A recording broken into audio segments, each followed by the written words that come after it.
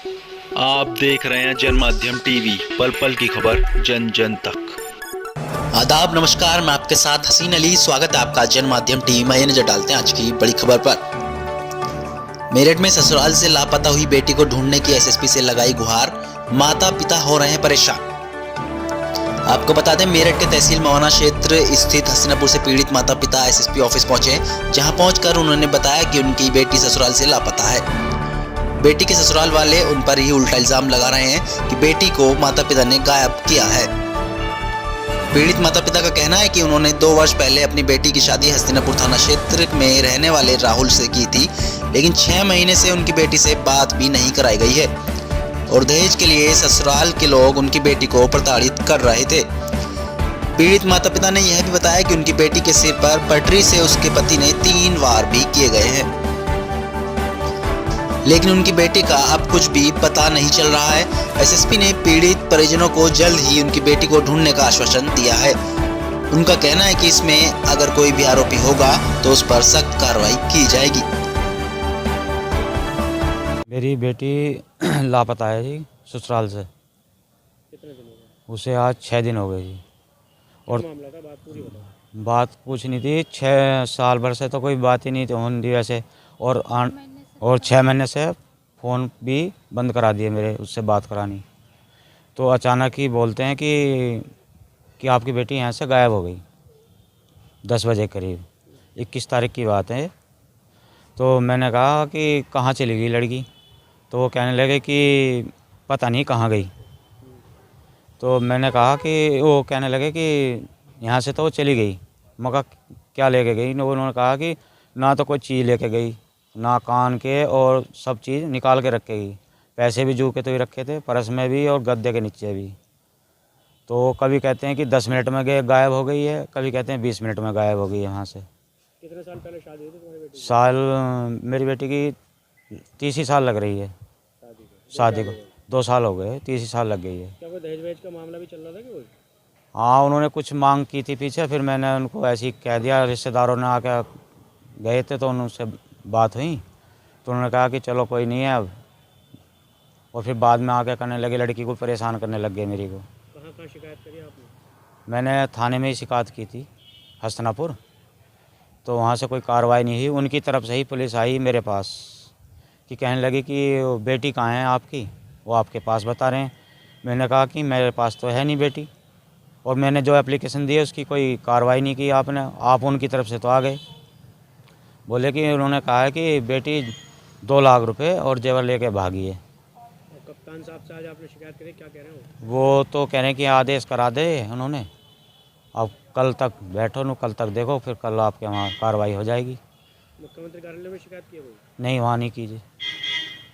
क्या लगता है कि बेटी के साथ कोई दुर्घटना घट गई है या उन्होंने कुछ कर दिया? नहीं, मुझे तो पूरा डाउट है। मेरी लड़की के साथ में पता नहीं उन्होंने क्या किया है क्या नहीं किया है जी। हमारे पास में फ़ोन आया था, बोले कि तुम्हारी लड़की चली गई है। मैंने पूछा कि कहाँ पर गई है, उन्हें पता नहीं कहाँ पर गई है, अपने रिश्तेदारों में ढूंढो। उन्होंने कहा कि अपने रिश्तेदारों में ढूंढो। मैंने बोला कि अपने रिश्तेदारों में भी ढूंढो, देखो कहाँ है। तो फिर बताया कि 10 मिनट में गई है, कभी बताया 20 मिनट में, कभी 40 मिनट में, ऐसे ऐसे मेरे को बोल रहे थे। फिर मैंने कहा कि कैमरे में दिखवाओ, कैमरे भी तो लगे हुए हैं। फिर कहा उन्होंने कि कैमरे बंद, इतवार को और शनिवार को बंद रहते हैं। फिर उन्होंने कहा कि कैमरे खुले हुए थे, फिर उसमें कुछ नहीं आया। फिर बोलते हैं कि पीछे वाला कैमरा चालू करवाएंगे, ना ही तो उन्होंने लोकेशन लिखवाई अपनी फ़ोन की, ना ही कुछ। और मेरे से ये बोल रहे हैं कि, और उल्टा हमारे पे आरोप लगा रहे हैं कि आप ला के दो। पुलिस से शिकायत की, पुलिस क्या कार्रवाई कर रही है? पुलिस वाले तो उनकी तरफ से ही कार्रवाई कर रही है, हमारी तरफ से कोई नहीं की। अब यहाँ कप्तान साहब से मिले, ये क्या कह रहे हैं? जी, वो तो बोल रहे हैं कि हाँ भाई उन्होंने साइन कर दिया, और बोल रहे हैं कि आपको कल बुलाएंगे। क्या लग रहा है बेटी के साथ कुछ दुर्घटना? जी, मुझे तो 100% ऐसे ही लग रहा है कि उन्होंने कुछ किया है, कि 10 मिनट में कहीं नहीं जाएगी लड़की ऐसे। उन्होंने कुछ, और वहाँ से कुछ हमें भी ये मालूम हुआ कि लड़की के 3 पटरी मारी गई, राहुल ने मारी थी। 3 पटरी मारी गई है सिर पे लड़की के। विवाद चल रहा था कुछ दिनों से, और 6 महीने से मेरे से बात भी नहीं हुई लड़की से, बात भी नहीं। कथा में भगदड़ के मामले में दर्ज मुकदमे को लेकर उपजा ने एसएसपी के नाम सौंपा ज्ञापन। आपको बता दें, मेरठ परतापुर के शताब्दी नगर में पंडित प्रदीप मिश्रा की शिव महापुराण कथा के छठे दिन वीआईपी गेट पर सुरक्षा कर्मियों के द्वारा की गई बदसलूकी के कारण भगदड़ मच गई थी, जिसमें कुछ महिलाएं भीड़ में एक दूसरे पर गिर गई थी। वीडियो के आधार पर देश भर के अधिकांश समाचार चैनलों पर घटना की खबर प्रसारित हुई थी। कथा में भगदड़ की खबर प्रसारित होने के बाद पुलिस और प्रशासन में हड़कंप मच गया था। डीएम, एसएसपी, एडीजी और कमिश्नर ने मौके पर पहुंचकर जायजा लिया था। प्रकरण में अफवाह फैलाने को लेकर चौकी इंचार्ज की तहरीर पर परतापुर थाने में अज्ञात में मुकदमा दर्ज किया गया। मामले को लेकर बृहस्पतिवार को उपजा संगठन के प्रदेश सचिव व जिलाध्यक्ष चौधरी गौरव सिंह के नेतृत्व में संगठन के पदाधिकारी परतापुर थाना इंस्पेक्टर दिलीप सिंह से मिले और कहा कि प्रकरण में भगदड़ की वीडियो वायरल हुई, जिस देश भर के टीवी चैनलों ने प्रसारित किया। गौरव चौधरी ने कहा कि घटनाओं की कवरेज करना मीडिया का काम है। वीडियो में भगदड़ साफ देखी जा सकती है। उन्होंने कहा कि पुलिस जांच एकदम निष्पक्ष हो, द्वेष भावना के चलते किसी को निशाना न बनाया जाए, किसी बेकसूर के खिलाफ पुलिस कार्रवाई न की जाए। अगर ऐसा हुआ तो उपजा संगठन प्रदेश स्तर पर प्रदर्शन करेगा। एसएसपी के नाम सौंपा ज्ञापन। प्रदेश में सचिव है, पश्चिम उत्तर प्रदेश के प्रभारी है। हम ये चाहते हैं कि कोई भी व्यक्ति निर्दोष ना फंसे। नहीं सर, ये आपके माध्यम से जाएगा। ये मसला हम लोग प्रेस ये मसला जो मुख्यमंत्री तक भी पहुँचा रहे, ऐसा नहीं है। क्योंकि मुझे आदेशित यह हुआ है